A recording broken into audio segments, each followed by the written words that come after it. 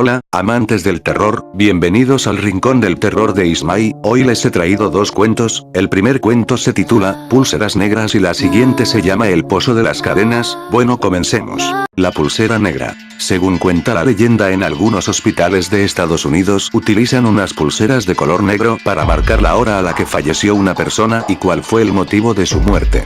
Si ves a alguien con una de estas pulseras, podrías estar junto a un fantasma. Bueno, sabiendo esto, empecemos. Thomas era un joven médico que trabajaba de interno en un frío hospital de Dakota del Norte. Su vocación y sus ganas de salvar vidas eran el único motivo por el que no caía rendido de cansancio en unas interminables guardias que podían prolongarse hasta 36 horas y que le dejaban exhausto.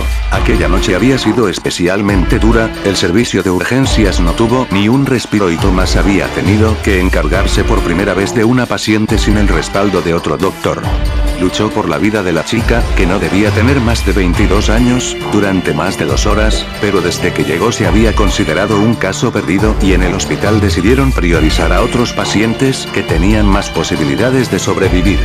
Los daños que había sufrido la joven en ese accidente de tráfico múltiple eran tan graves, que incluso si Thomas hubiese conseguido obrar un milagro y la chica hubiese sobrevivido, las secuelas hubiesen sido tan graves, que probablemente habría quedado en estado vegetativo.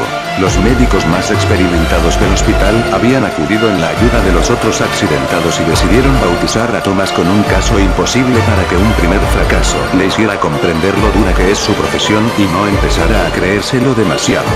Además, priorizando a otros de los heridos, habían conseguido salvar la vida de 3 personas, en lo que había sido el peor accidente de tráfico que habían registrado las carreteras de la región en meses. Thomas era consciente de que la chica probablemente nunca tuvo posibilidades de sobrevivir, pero aún así se sentía destrozado por dentro y tuvo que tragar saliva para contenerse las ganas de llorar cuando le puso una pulsera negra a la fallecida.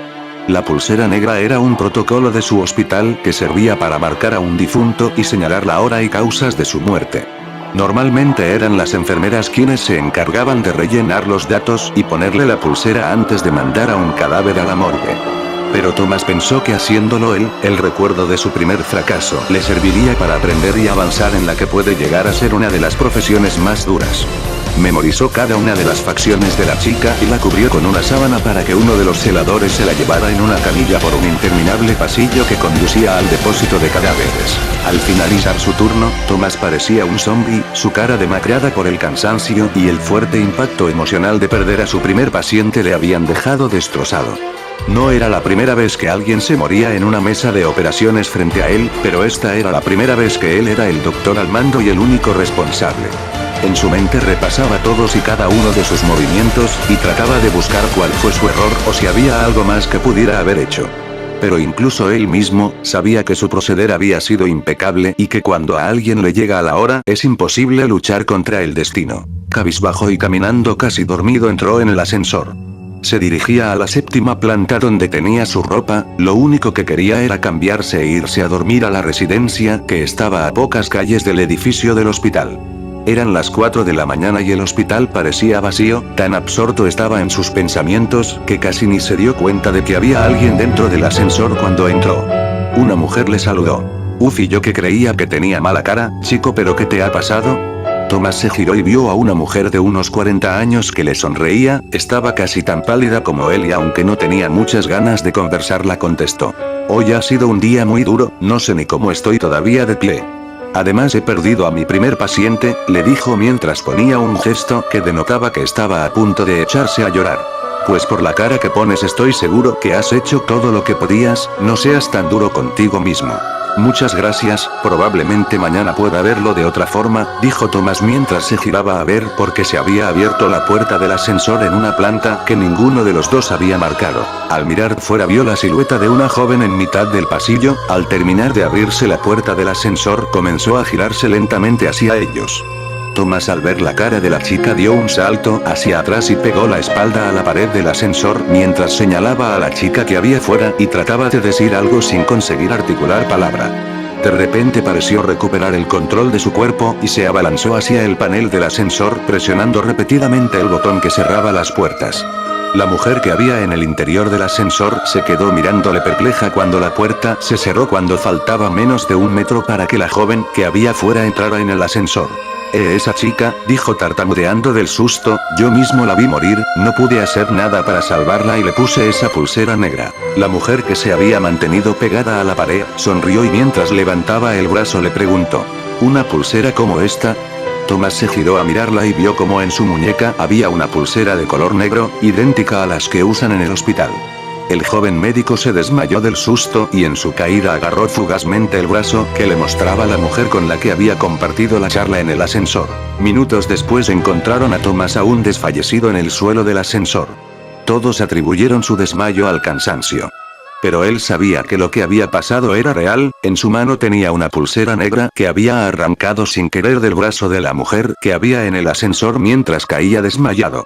Al revisar la pulsera pudo comprobar que la mujer había fallecido 2 años antes en un accidente de tráfico muy similar. El pozo de las cadenas. Cuenta la leyenda que un amable campesino invitó a beber y cenar a su casa a un grupo de delincuentes. Estos aprovecharon su hospitalidad para robarle y acabaron con su vida arrojándole a un pozo. Desde entonces cada noche en el pueblo de Tecate, ubicado al final de la Rumorosa, se cuenta que en tiempos de la Revolución Mexicana, alrededor de 1910, vivía un matrimonio de personas muy pacíficas y trabajadoras. Eran una pareja sin hijos. El señor se encargaba del cultivo de las tierras y su esposa se encargaba del cuidado de la casa. En aquella época no había mucha gente en los alrededores y los caminos eran simples brechas secas marcadas sobre el árido paisaje, vetas polvorientas por las que a veces pasaban los caballos levantando polvaredas con su andar. Un día aparecieron unos hombres que llevaban varias horas caminando bajo el sol ardiente. Extenuados y sedientos de tanto andar bajo el calor, vieron que el señor que trabajaba en sus cultivos era la única persona que tenían cerca y, en consecuencia, se le acercaron. «Buenas tardes». Saludaron. «Buenas tardes», respondió el señor, dejando su labor y ventilándose con el sombrero. «¿Cómo así por acá? Muy poca gente viene por aquí.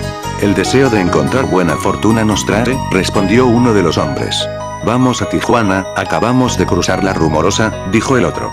«Pues aún les queda mucho camino, Tijuana está bien lejos».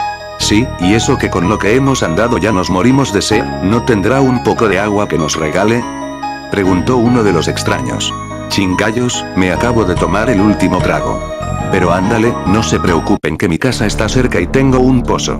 A menos que tengan prisa», respondió el campesino. «¿Prisa? Prisa pero por beber agua, compadre», dijo uno de los hombres y luego todos siguieron al señor para saciar su sed. El hombre, que casi nunca veía a alguien pasar por el lugar, se emocionaba cada vez que venían visitantes e intentaba aprovechar la ocasión para enterarse de chismes y noticias. Se apresuró entonces por levantar sus aparejos y luego condujo a los hombres hasta su casa. Allí su esposa los recibió y ellos la saludaron quitándose el sombrero. Una vez hubieron entrado, los hombres bebieron toda el agua que pudieron, comieron como náufragos y conversaron larga y amenamente. Entretanto, la tarde ya estaba por irse y el atardecer, en su avance, iba incendiando el cielo para después dar paso a los coyotes con sus aullidos de veneración ante el ascenso de la luna. Los hombres sin embargo no dieron muestras de marcharse, de hecho se veía que querían prolongar las conversaciones con el ánimo de quedarse. Viendo eso, el hombre y su esposa les hicieron un catre con ramas de paja para que puedan dormir. Pasadas las horas un grito rasgó el silencio de la madrugada, un grito que a lo lejos retumbaba como delatando la proximidad de la muerte en las inmediaciones. Nadie supo nunca qué ocurrió. Se cuenta no obstante que los extraños pertenecían a una banda de sangrientos delincuentes, de hombres deshumanizados que disfrutaban con el sufrimiento de todas aquellas víctimas que les oponían un mínimo de resistencia. Cuentan pues que intentaron robarle y que el hombre intentó presentar resistencia, quizá más de la cuenta porque la crueldad con que lo liquidaron aún se recuerda entre los habitantes de la zona. Lo amarraron con cadenas, le quitaron los ojos, lo echaron al pozo y luego arrojaron piedras al pozo para cubrir su cuerpo ahogado. De su esposa y de los asaltantes nunca se supo nada, tal es al menos la versión que se tiene sobre su muerte, versión de la que muchos no dudan, sobre todo quienes cuentan que hay noches en que cerca del pozo se oyen ruidos de cadenas, gemidos de llanto e incluso escalofriantes alaridos de desesperación.